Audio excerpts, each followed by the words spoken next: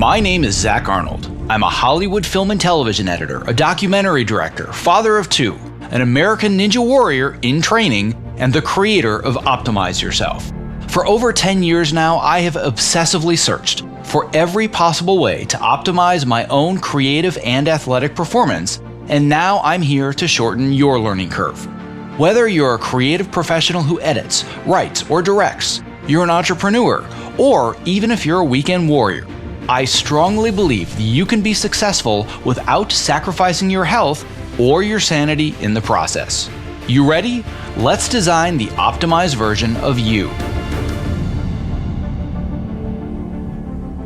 Hello and welcome to the Optimize Yourself podcast. If you're a brand new optimizer, I welcome you and I sincerely hope that you enjoy today's conversation. If you are inspired to take action after listening today, why not tell a friend about this show and help spread the love? And if you're a longtime listener and Optimizer OG, welcome back. Whether you're brand new or you're a seasoned vet, if you have just 10 seconds today, it would mean the world to me if you clicked the subscribe button in your podcast app of choice. Because the more people that subscribe, the more that iTunes and the other platforms can recognize this show, and thus the more people that you and I can inspire to step outside their comfort zones to reach their greatest potential. And now on to today's show, which, to be honest, is going to be a bit of an experiment. As a longtime listener, you already know how much I love to do in-depth interviews on a variety of topics, whether that's allowing everyday people to share their personal and their inspirational journeys, or industry experts and world-renowned authors who share their expertise to help you optimize a specific area of your life. But today, what I want to do instead is give you an insider's glimpse into the world of my Optimizer coaching and mentorship program and what we call the hot seat. What you're going to hear today is a recording of an actual live session with an Optimizer student where on the hot seat, we tackle various questions, whether that's about career transitions, productivity, workflows, networking, burnout, habit formation, resumes and websites, and any other number of work-life challenges that students bring to the table as they navigate their own paths toward success. In the following hot seat session, community member Sara Shaw is struggling with getting her writing notes done for a looming tight deadline. This brief discussion is loaded with actionable tips to build better habits specifically related to creativity and the process of deep work that are ultimately going to help not only Sara, but also you manage your time more effectively so you can work efficiently while still balancing the rest of your life. What a crazy concept, I know. We also tackle the often overlooked psychological barriers that cause Sara to procrastinate and feel insecure about her creative work. If you too have ever struggled to get important creative work done, whether it's because of your process or the limiting beliefs in your head telling you that you're just not very good, trust me, you are going to find this to be a very eye-opening conversation. If you find these sessions valuable, we're going to be sharing Hot Seat Fridays with you every week that are going to be jam-packed with practical, real-world strategies that you can easily apply to your own lifestyle and career to send you off with an action plan for the next Monday ahead. And if after listening to this, you're wishing that you could schedule your own hot seat session, I invite you to join our community of optimizers, where you're going to find all the support and connections you need to optimize every aspect of your life. Just go to optimizeyourself.me/optimizer to learn more about the various coaching and mentorship options available so you and I can start working together today. All right, without further ado, here is today's Hot Seat Friday session with Sara Shaw, made possible today by our amazing sponsors Evercast and ErgoDriven, who are going to be featured just a bit later in today's episode. And as a quick reminder, to subscribe so you don't miss the next interview just like this one, please visit optimizeyourself.me/podcast. So what is your hot seat topic for today? Okay, so I think you had invited me to come to the office hours to discuss the fact that my writing deadline is a little more imminent than we had hoped. And you were sort of, I think, going to give me like a fast forward preview of some of the coming modules and some tips from those that I might be able to apply so I can kind of hit the ground running now, not lose out on those techniques by having to wait for them. Correct. Yeah. Yep. So just to summarize it very, very briefly for anybody listening or anyone attending today, you are currently at the end of module 3. We're clear on your macro goal, and your macro goal is you have a script. That script needs to be handed in. You have an external deadline, people expecting it by Thanksgiving. Right. And the concern is all this focus stuff and learning and group stuff is fantastic. I just need to know how to get it done right now. I don't have another 3 or 4 weeks to figure all this out. Just tell me how to do it now. So I basically need to give you the cheat sheet for how to get organized and get started, correct? Basically, yeah. I mean, the stuff so far has definitely been helping. And by the way, I took Qualia for the first time this morning, and was quite skeptical with all the mixed reviews of it, but it seems like it's great for me. So yeah, and it's something that over time, as it builds up in your system, you're going to notice a significant difference. Cool. I've done so many different types of nootropics. Like, I haven't done anything that's like illegal or crazy. Like, I don't do like the amphetamines or all the other crazy versions, but the ones that are known for all natural and that have a very good reputation. 95% of them, it was just they were doing nothing. I was peeing them out, and I had no experience. But Qualia, it's just it's a staple in my pantry. Yeah. Anytime that I need to do focus work, like I'm in it. So yeah, I'm not going to go down that rabbit hole at all, but as you know, I highly endorse it, and it's been very effective for me.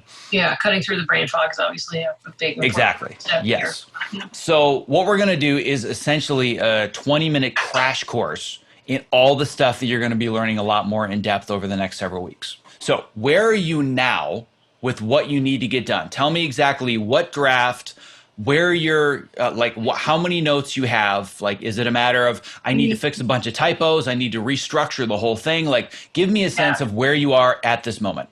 Okay, well, I'm definitely more towards the I'm in sort of in the medium between the two, fixing the typos and restructuring the whole thing. I'm sort of like, there's some stuff that's working, but it's not really all adding up. I need to get clearer on my theme and the meaning and what it all amounts to, what it all adds up to, and making that clearer, making the character intentions a little clearer. So, that could mean anything from adding a line here or there, band-aids, revising dialogue exchange, to adding a whole scene or totally reframing the way a scene works. So where, this is draft 1,000, if you count little changes, it's probably, I don't know, like 5 mega drafts in, maybe 4 or 5.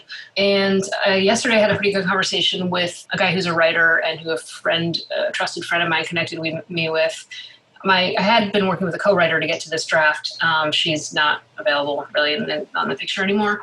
And so this guy seems like he could be, I think back to your quote about if you have a problem and money can solve it and you have the money to solve it, you don't have a problem. So hoping to get part of the way there by hiring this guy. And it seems like promising so far. He's reading it right now. Yeah. And then we're going to start, maybe diving into it. Need to make a decision first about whether I'm going to hire him or my producer got some other WGA, like script doctor consultant types who seem like they might be cheaper, but maybe less hands-on involved. Plus they're kind of, even though they may be more experienced, they're not known entities because this guy is recommended by a trusted friend.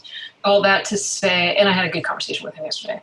Bird in hand, So trying to go back to my original train of thought is that I need to basically myself work on figuring out which of these big mega notes need to be implemented. And I also need to, get this guy or whoever I end up working with involved and up to speed quickly and begin sort of working collaboratively with him. Got it. Okay. So I think that I have a little bit of a benefit of the doubt because I know a lot of the more psychological blocks and barriers that are already here, and I'm not going to go into any of that. So let's assume there are no psychological, emotional barriers whatsoever, and this is just about process. Big assumption, but okay. Big assumption, but those are a key part of the problem. Yes, but it's you're going to notice how focusing on the practical may actually help with a lot of the emotional. And since we've only got 20 minutes, I want to break down the simplest pieces of it first. Gotcha. So what is your process right now? Do you just have a script and you have a giant list of notes on a piece of paper? Do you have a bunch of index cards on a whiteboard? Do you how do you actually have all of your information organized? Okay, I have a script. I have a million drafts, old drafts. I have my basic continuity list, although it needs to be updated for this latest version. And then I have 3 main sets of large and small notes from 3 very trusted people. They all exist as audio recordings. I've transcribed 2 of the 3 of them, and I've gone through and highlighted things I want to try to do in 2 of the 3 of them. That's months ago I did that, and I've just been stuck on them due to, limiting beliefs, psychological blocks, procrastination, whatever. And so I think I was telling you, I worked with my wife a week ago on kind of breaking them down into more specific actionable steps And that was helpful. And I did some of those things, but it feels like I need to dig deeper in a way that I feel is a little bit out of my depth to do on my own. I'm just better collaboratively. Sure. So when it comes to the bigger themes of the script and having to make structural changes, whatever it is, I'm sure that there are things that you're looking at that and you're thinking, I don't even know what to do or how to fix that. Yeah, some things. And there's some things like, I could do that or I could do that. Those are both interesting ideas. I have no idea which is better. I have no idea which is going to result in something that moves an audience more or, is more satisfying viewing experience. Sure. That perspective has really been lost. I'm super close to the material. It's been a long time. And as a questioner, analysis paralysis is just kind of like, it's an everyday, all day thing, right? Yeah. But are there other notes where it's a matter of cut the scene in half? This line of dialogue isn't clear. So it's not necessarily typos, but things you're like, I know what to do. There's a few lower hanging fruit things. Yeah. So what I want to do is I want to help you learn a process that's going to help you eliminate a lot of the overwhelm and analysis paralysis. Okay. This is something that I do with my editing. Okay. So what I do is a process that I call contextual editing. And you're going to do contextual writing. And that's a matter of organizing everything that you need to accomplish in buckets. So I talk about context much later in the program in Module 7, but the simplest version of a context, if you're not already familiar with this is one of the pieces of the GTD or Getting Things Done system. Laundry is an example of a context. You don't just wash one sock or one shirt or one pair of pants, you do a load of laundry. You don't just run to the grocery store and buy milk and come home and an hour later go buy bread because you forgot and then come home and then go back an hour or two later and then go buy. Maybe some people do. We'll help you with that, by the way. But ideally, you would batch process these things. You would batch process the fact that you're running errands or food shopping or doing laundry, right? So that's the simplest explanation of what a context is. I want you to think about, rather than I've got a whole bunch of notes and I have to start on page 1, and I've got to start implementing the notes. Is there a way that we can break these down into context? So an example for me as an editor would be reviewing dailies as a context. Doing a first edit or a first assembly of a scene is a context. Doing notes is another context. Editing music is another. Editing sound effects is another. So if I'm stuck, if I'm thinking, man, I got some big structural notes that I need to fix, and these are going to take me like half a day, I am so not feeling it and I feel overwhelmed. But if I just take the 5 notes that have to do with polishing music, well, I'm going to do those first. So there's 2 different ways to look at this. There's either the avalanche method, and this is used oftentimes when we're talking about people that want to get themselves out of debt. The avalanche method is I'm going to pay as much money as possible to just start reducing my debt as fast as I can. The snowball method, which is very similar to the way that I teach productivity in this course, is you start with the smallest things to build momentum. So what I want to get you in the habit of doing is just doing something with your script. I don't want you to be overwhelmed thinking, I have to figure out how to change all of these character motivations and restructure the whole story and get the themes out of this. I just want to spend the day fixing all of the unclear dialogue. Let's just find all the notes that have to do with people saying, I don't get this line, isn't motivated. Or another context might be tightening. Here's a bunch of notes where people say, this scene's a little bit slow, maybe you can lose this one, whatever it might be, so that could potentially be a context. It's going to be unique to your notes, but off the top of your head, because it sounds like you're very familiar with all the notes that you have, what are some potential contexts that you can break these down into to simplify your notes? Okay, well, I'd say there's like the big scary, what does this character want at this moment? I'm getting lost in that notes. There's the it's lagging here, I'm not sure why notes, or I'm not as interested here, why note, I'm not sure why notes. At this point, I was getting to like wondering like, what does it all mean? What is this adding up to? Notes, these are the most terrifying ones. Not the pacing one as much, but it's a symptom of a deeper problem. And then there's the like, I didn't get this line. This would be more effective if you did it this way. That's the more low-hanging fruit stuff that I feel less terrified by. My sincerest apologies for the interruption in the middle of this interview. But if you are a content creator or you work in the entertainment industry, not only is the following promo not an interruption, but listening has the potential to change your life. Because collaborating with Evercast is that powerful.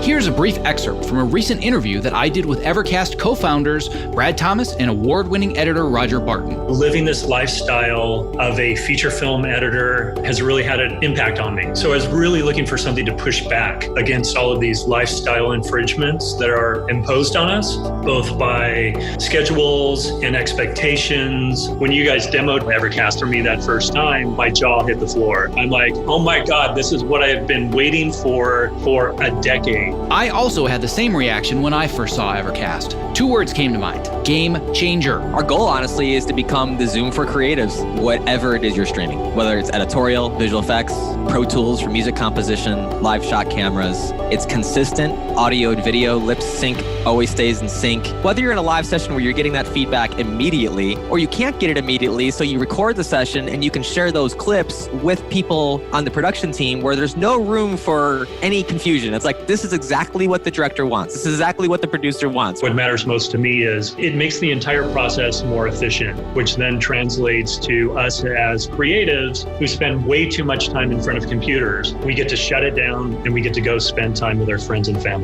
The biggest complaint, and I'm sure you guys have heard this many, many times, this looks amazing, I just can't afford it. Tesla had to release the Model S before they released the Model 3. So by the end of the year, we are going to be releasing a sub $200 version a month of Evercast for the freelancer and indie creatives. Anyone who is a professional video creator outside of Hollywood. I think what we've learned over the last few months is that this technology can translate to better lives for all of us, that give us more flexibility and control while still maintaining the creativity, the creative momentum, and the quality of work. I cannot stress this enough. Evercast is changing the way that we collaborate. If you value your craft, your well-being, and spending quality time with the ones you love, Evercast now makes that possible for you and me. To listen to the full interview and learn about the amazing potential that Evercast has to change the way that you work and live, visit optimizeyourself.me/Evercast. Now back to today's interview. This is why I wanted to eliminate the psychological overwhelm for a moment, because I know that there's a lot of emotional overwhelm and attachment to this specific script because of the story matter. Yeah. But what I want to do is I want to start to build a habit of you just doing the notes. I don't care if you're making a huge impact on your script yet. What I want is for you to get used to the feeling of having the document open and you doing something. That's it. Because right now, if we're using the fitness analogy, you're saying, I haven't exercised for months. Exercise terrifies me. And I've got P90X in front of me, the most extreme, hardest workout program ever. And I know I've got to do it and I've got to get through it, but it's scaring the crap out of me. And what I'm saying is, for whatever psychological or emotional reasons you're scared to dive into this program, let's just get into the habit of taking a 30-minute walk around the block every day at 8 a.m. So you're moving and you get in the habit of exercise. And you can slowly ease into doing the harder stuff once you feel more comfortable. But I just want you to get in the habit of working on your script again. That's it. I don't care if you're fixing the big problems yet, because you're not going to be able to fix those until you can fix the problem of just being in front of your script and doing something with it. Yeah. I mean, I have this big problem of like, I can do that for a certain amount of days, but then I'll have a bad day and I'll try to take on too much, or something I'm trying to do kind of falls flat, or I feel like it's starting to make the script worse, or I'm just lost in indecision. And that can set me back and make me not want to approach it again for days. It's such a hair trigger emotions around this script, which Sure. I wouldn't experience as much with like exercise or editing someone else's movie, you know? Of course. And some people would experience that with exercise. You just don't experience it because you don't have that emotional attachment. But for some people, they can start doing the exercise. Then all of a sudden they get really into it, but then they feel really ashamed of the fact that, well, I couldn't finish this, or I'm embarrassed because I'm supposed to be able to do it. I'm done. Like, this just isn't for me. I can't do it. Yeah, that's very. And you're having that same experience with your script. Yeah. So what I want you to do is to have a safety net. Okay. So the safety net, like everybody here, if anybody that's been on my calls knows that consistency with exercise and diet is not me. I have a hard time with this. People just assume I wake up 6 days a week and I feel fantastic and I train and it's all rainbows and butterflies. It is the polar opposite of that. More often than not, my goal is to exercise. I want the trend to be that more often than not I follow through. But I have multiple safety nets. So I've been developing the habit over months and months and months since the beginning of the pandemic, and actually even sooner, of exercising from 6:30 to 7:30 a.m. which is the most miserable period of the day where I want to exercise. I hate exercising in the morning, but it's the only time where I can make it work, where it fits into my schedule, and it's at a time that's going to be conducive to me getting good sleep. I love exercising at night, but it destroys my sleep, so I can't do it anymore. So I just got in the habit of getting in my exercise room at 6:30. That was it. I spent days where the entire hour I just slept on my yoga mat, but I was in the room. But then there are other days that I'll do something simple. I'll get on the rower for 10 or 15 minutes. Then there are other days that I do 80 minutes of P90X and I'm crushing it, but I know that I have the safety net of, well, if I don't feel like doing this, I have an easier version of a workout ready to go. If I don't feel like doing that, maybe I'll just get on the rower for 5 minutes. If I don't feel like doing that, I'm just going to take a walk. But I don't want you to feel like the only next thing I can work on is solving this huge character problem. And if I'm not in a place where creatively I have the answer to it, I failed and I can no longer write today, have a safety net ready. You know what? Today I was going to fix this character motivation.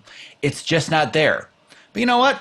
I got like 5 pages of boring notes that I do need to fix. Let me do those instead today. At least I'm doing something. Mm-hmm. So don't focus on the amount of impact that you're having on the notes right now. Focus on the consistency of just doing something. And if you break it down into these different buckets or contexts, you're going to have a whole laundry list of the low energy, low creativity things that are kind of sort of easy. Those are your safety net. Mm-hmm. Yeah, I think I'm familiar with that technique from editing, kind of, I don't practice it in a very consistent way. However, yeah, I don't think of it writing in the same way. And it's good to apply it to that. But also the key thing I think is giving myself permission to, when I'm just doing those easy notes, say, oh, well, that's all you can do. That's okay. Not feel guilty about that or feel like, oh, I didn't get to the giant note today. I didn't even look at it. I didn't even look at it or think about it. If I can't do it, I can't do it that day, Just get in the habit of being in front of your document and knowing that when you're done at the end of the day, it's different and better than it was when you started. Not necessarily I fixed all the problems or I even did what I thought I was going to do today. Just close your document at the end of the day knowing, you know what, I did something and I'm getting in the habit of moving it forwards, even if it's tiny, tiny little steps. That to me is the key. Questioner time. What about the what ifs? What if I get to the end of, what if I go for 2 weeks and I'm only doing tiny things and I still haven't gotten to a point where I can really do much about the bigger picture, harder things? Then time to hire some help, right? For sure. Yeah, and it might be, you might get to the point where you look at the calendar and the amount of work that's left and say, well, I'm at the point where I need help. I need to admit the fact that I'm going to need an outside perspective and I need an extra set of hands. Mm-hmm. But what I don't want you to do is set yourself up for failure that hasn't happened yet. Mm-hmm. So I want you to just get started with this process and see how it works. And when the what ifs actually start to come up, then we'll address them. But I don't want you to project them like they're just going to be there. I know in 2 weeks, I'm not going to get any of this stuff fixed. So I might as well be prepared for that already. Well, now you're just psychologically setting yourself up for failure. It's called a self-fulfilling prophecy. Sure. So for now, the only thing I want you to focus on is getting good at consistently writing something. And we're not going to be able to do this for months. I realize that. I know that we're under the gun, but we got to start somewhere. Because if what you're doing were working, you and I wouldn't be talking right now. Yeah. Can I add something really quick? I know we're out of time, but just a couple of quick things that I've thought about as you were talking. One thing I do when I'm writing and I'm getting in my head too much is just give yourself permission to be like, I'm going to write this. It's going to be, I don't care. I'm just going to keep writing. Just keep writing. Just give yourself that permission. It doesn't matter. You can just tell yourself, no one has to see this. It doesn't matter. I'm just going to keep writing. And you're trying to just like let go of those negative thoughts, because that's all it is. It's getting in your way right now. It's just the negative.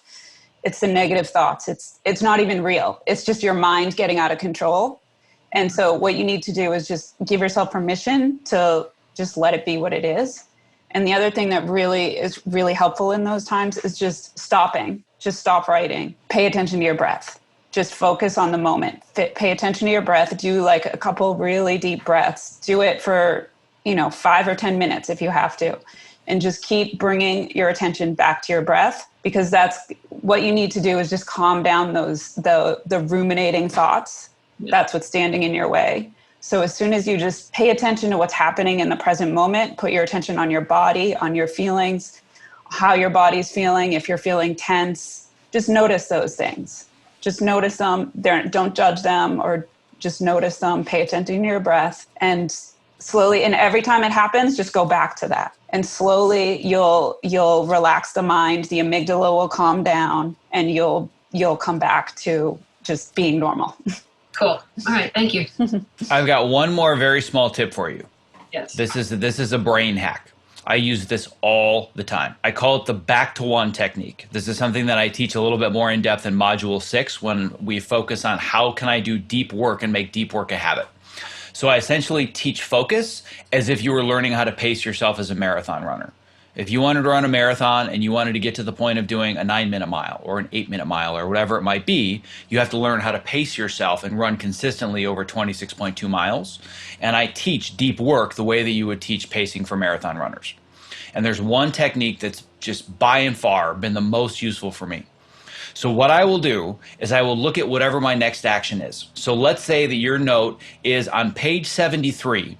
I don't understand the opening paragraph. I can't visualize the scene, and I feel like it's a little bit long. So what I would do is I would open my document, I would put it on that page, and I walk away. And I go take a walk for 15 minutes. So if I'm going to write an article, I open up the document, maybe I write to the headline, I write the first sentence, and then I walk away. But what I've done in my brain is I've pulled the string. I've started something. And what my brain craves is completion. It's something that's called the Zeigarnik effect. It's a psychological effect that they've done extensive studies on. Once we start something, we want to finish it. We need to complete it. Even people with ADD, even people with analysis paralysis, our brains still want to complete things. And I want you to get over the fear of starting. So just identify, use some context. You know what? These are the types of notes I want to address today. They're not too overwhelming. I can do these. And the first one is on page 74. I'm going to open up page 74. I'm going to put my cursor there. And I'm going to walk away for 15 minutes. But I don't want you to listen to podcasts. I don't want you to talk on the phone. I just want you to walk after you've done that. And I want to see how you feel after 10 or 15 minutes when you sit back at your computer in front of that page sitting there. Okay, cool. We'll try these things. So thank you. Hopefully that's enough to get you started and we didn't totally overwhelm you. No, it's great. It's actionable, clear things I can do, and it's helpful, I think. Thanks. We'll see how they work, but it's good to know, have a path forward. Before closing up today's show, I would love to ask for just a couple additional minutes of your time and attention to introduce you to one of my new favorite products created by my good friend Kit Perkins, who you may recognize as creator of the Topomat.